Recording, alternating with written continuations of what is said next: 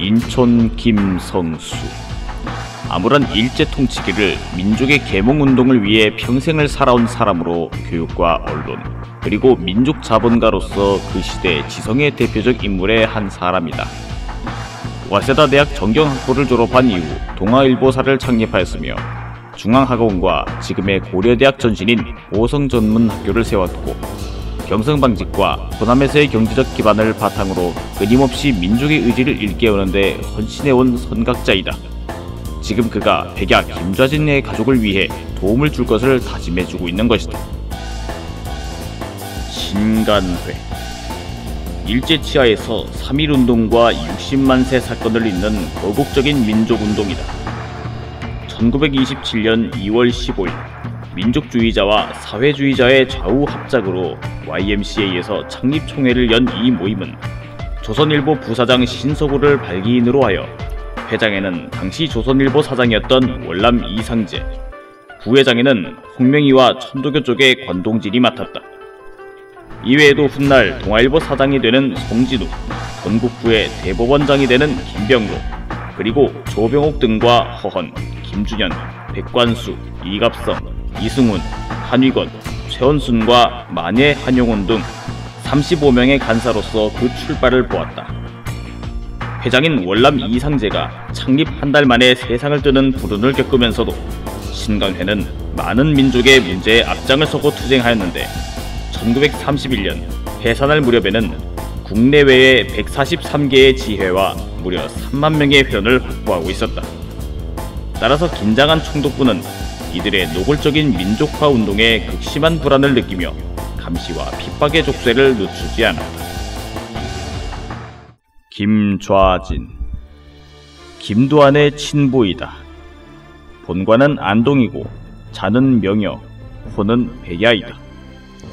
충남 홍성 출생으로 일찍 개화에 눈을 떠 나이 15세 이미 집안의 종문서를 불살랐으며 집을 허물어 학교를 세운 사람이다. 만주로 건너가 대한민국 임시정부 북로군정서의 총사령관이 되었고, 1920년 청산리 전투에서는 2,500의 병력으로 무려 5만의 일본군을 맞아 그중 3,300여 명을 섬멸하는 독립군 전투 사상 전무후무한 대성과를 수립하였다. 1930년 1월 24일 안타깝게도 같은 동포인 공산주의자의 손에 죽으니 그의 나이 41였다. 그랬다. 평생을 야인으로 산 김두한에게 있어 아버지 김좌진의 존재는 이때부터 신앙 그 자체가 된다.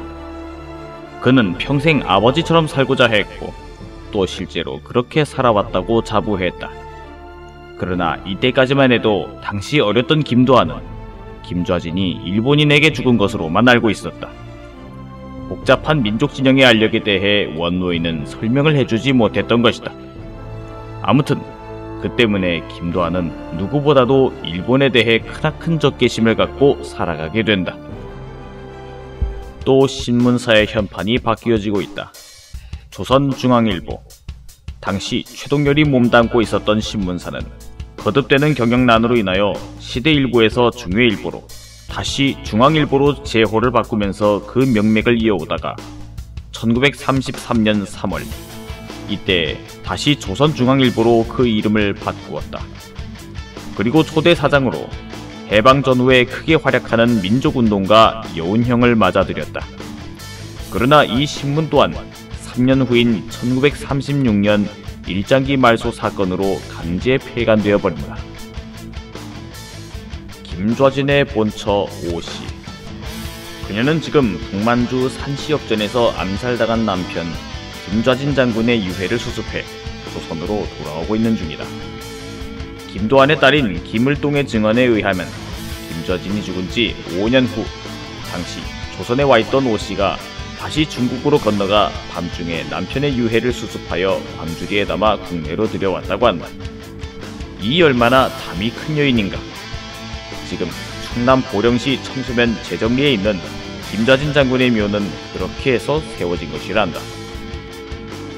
최린.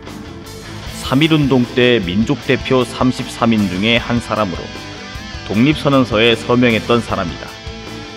명치대 법대를 졸업하였고 한때는 항일운동을 했던 당대의 지식인이다. 그러나 이때의 변절을 하니 사람들로부터 많은 지탄을 받는다. 그는 훗날 총독부 기간주인 매일신보의 사장을 지내고 광복대까지 적극적인 친일파 노릇을 하다가 6.25가 발발하면서 납북된다.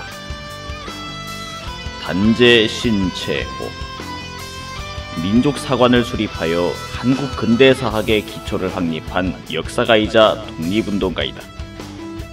독립이란 주어지는 것이 아니라 쟁취하는 것이라는 일념으로 그는 일제에 철저히 비타협적으로 대항했다. 의열단의 강령을 체계화했고 실질적인 고문직을 수행하기도 했었던 신채호는 고조선과 묘청의 난 등의 새로운 해석을 시도한 것으로도 사학계에 널리 알려져 있다.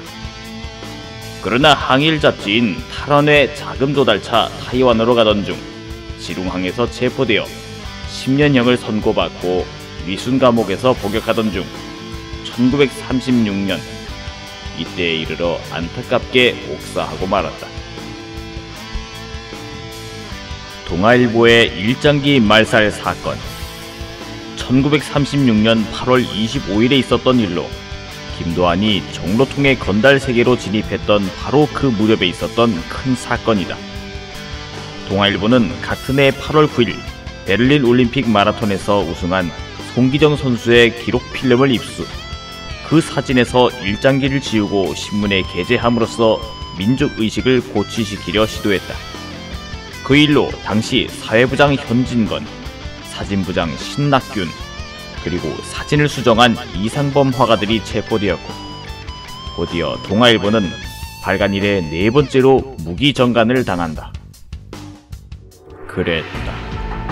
1930년대 들어 일제는 대륙에 대한 야욕을 노골적으로 드러내고 있었다. 1932년 만주 사변을 일으켜 만주 전역을 점령한 일본은 그곳에 만주국이라는 괴뢰 정부를 세웠고 이를 전진기지 삼아 호시탐탐 중국 본토를 침략할 기회를 엿보고 있었다. 우가키에 이어 신임 조선 총독으로 부임한 미나미는 광국 신민화 정책을 더욱 강화하여 조선의 민족 정신을 말살하는 한편 강도 높은 공업화 정책으로 조선을 군수기지화하는 데 앞장섰다.